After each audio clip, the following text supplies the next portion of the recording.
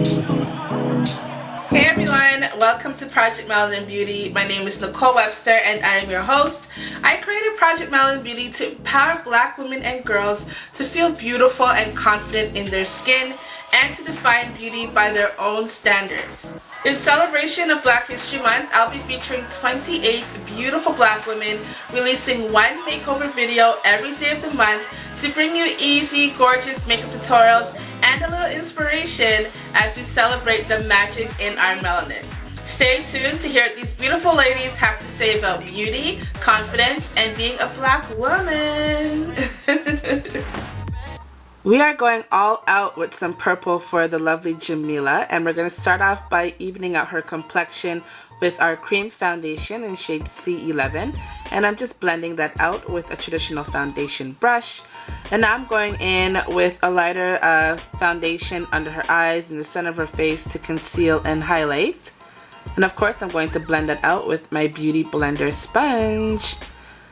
Setting her makeup, I'm using dual powder in C45 to set the center of her face where we highlighted. And then I'm going to go in with a darker powder that matches her complexion to set the rest of her face.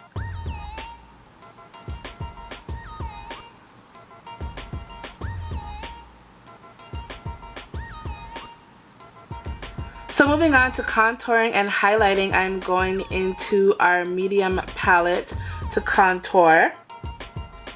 And I am just going to chisel out that cheekbone. And now I'm going in with the highlight color down the center of her face and under her eyes. Moving on to brows, Jamila has really pretty full brows, so we're just going to clean them up and shape them up just a bit using our brunette brow pencil. And my daughter was there entertaining us. And now I'm going in with a little concealer to further clean up her brows and sharpen them a bit. And of course you want to blend that concealer out, and using a lighter concealer under the brows also acts as a highlight. Lastly, finish off the brows. As you guys know I love to do, I use a brow mascara. Going into my Royalty palette, which is a really pretty palette full of gorgeous purple shades, I'm going on the lid with one of the purples.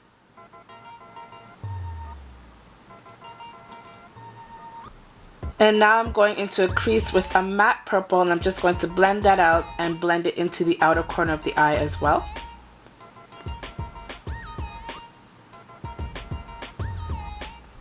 Purple is one of my favorite colors. I love them and it complements brown skin, brown eyes so nicely. I'm going into the darker shade in that palette. Now this shadow has a little bit of fallout, so you want to be careful with this shadow. And I'm just going to blend that along the lash line. Ooh.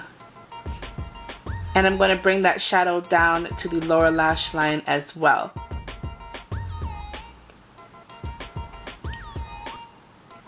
Going in with Black Caviar, I'm going into her waterline to define, and I want to blend that out just a bit.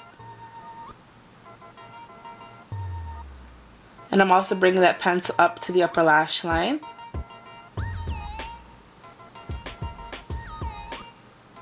And lastly, we're going in with some mascara, and I'm using Intense Lash Mascara, which is going to give you that false look without the falsies. Feel free to add false lashes if you like, guys. So moving on to blush, I'm going in with Goldfish, which is a really pretty coral blush. And then for the lips, I'm going in with Grige. Now Grige is a pretty purple tone with a gray undertone to it. I really love this color.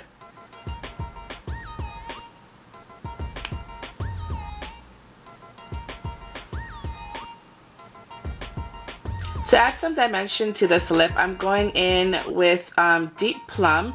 It's a rich purple pencil, and I'm just going to line her lips with that and blend it out to give her a slight ombre effect. And there it is, guys, looking pretty in purple. Love it.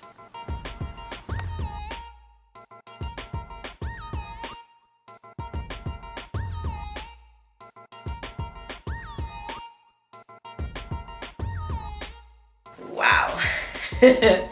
This looks really good. Wow.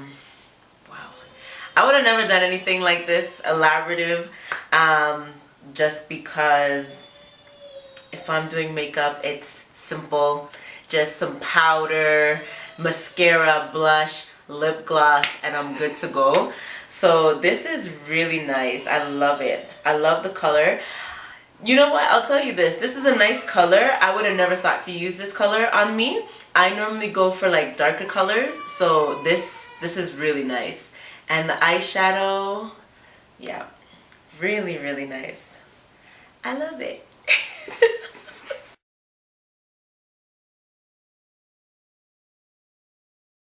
So what makes me confident in my skin is that I know that I'm a beautiful person inside and out. And I'm now starting to express myself more authentically, and just being yourself really is what makes, I think, anyone confident in their skin. When you're able to express yourself in ways that only you can express yourself, then that, I think, is confidence, right? Only you have that within you, that confidence within yourself. So I think just being who I am and knowing who I am is what makes me confident. So I know that I'm beautiful. I have a beautiful soul, and I love sharing, and I love praising others and uplifting others. So I think that's what, that's my confidence. Yeah, that's where it comes from. Just being myself.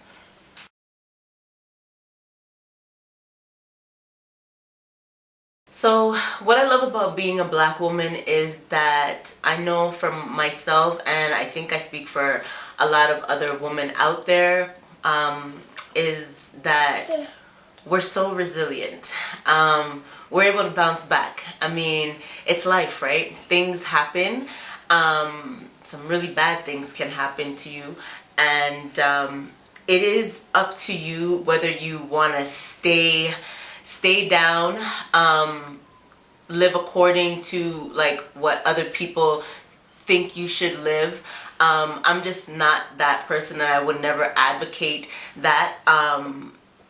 I think being a Black woman is just being able to pick up the pieces, and it's okay to start over. I think some women, or let's just say for myself, I'm at a point where I just want to be free. I don't want to force anything. I want things to come naturally. And so being a Black woman for me just means no matter what happens in life, I will always bounce back and continue to be positive, continue to be myself, and learn from mistakes, because that's important, right? We don't want to just bounce back right back into the things that we were doing and not learn why things didn't go the way we wanted, right? But it's just important for us to learn from mistakes and to pay attention to the signs, because they're always out there. So being a Black woman for me is being resilient, being able to learn from your mistakes and pick up where you left off in a positive way and new and improved.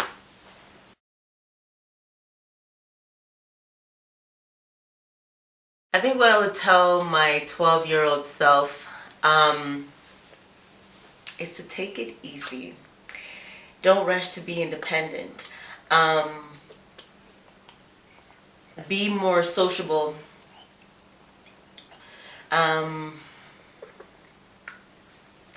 I think when I was 12, when I was 12 years old, I mean, I had a diary and I wrote in the diary that I couldn't wait to get a job. So I didn't really focus on school. I mean, my education, I mean, I don't know. I feel like I could have paid more attention in school, but I didn't. And I just wanted to work, to be independent, and to provide for myself, and to help out with the family. And so I was just always like that. But if I could go back, I wouldn't had, you know, taken on even like part-time jobs, because I did start working actually. I think when I was about 12 or 13 years old, I had my first job.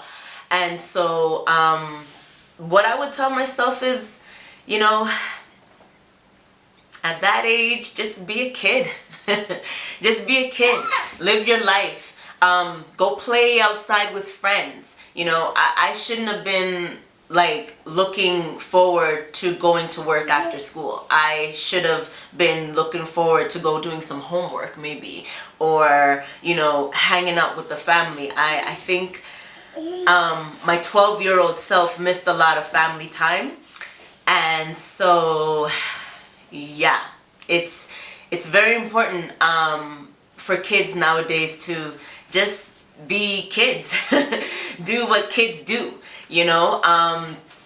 Have fun, go play, you know. And yeah, just be a kid.